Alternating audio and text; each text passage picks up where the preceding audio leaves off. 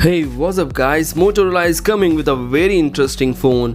Motorola is getting ready to unveil its first ever phone with a pop-up camera. The phone boasts a 32MP cam installed in a pop-up module with a curious arrangement. The camera is lined up with a dual camera hump on the back. That hump is home to another high-resolution sensor. The main camera has 64MP resolution. That's an upgrade over the 48MP sensor found in the Motorola One Zoom and Vision.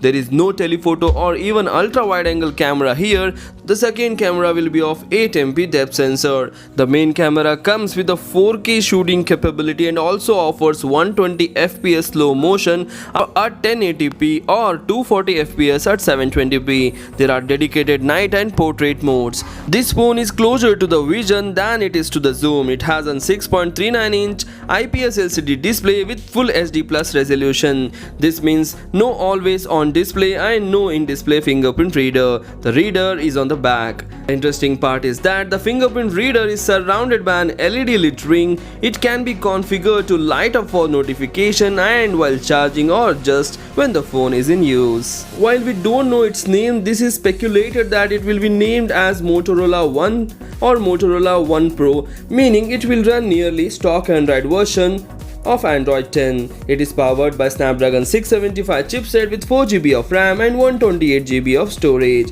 You can expand the memory with a microSD card provided. The phone also boasts a USB Type-C port and comes with a fast charging support. You can also find a 3.5mm headphone jack and an FM radio receiver. While the phone is yet to be unveiled, some got their hands on the unit and wrote up a short hands-on review.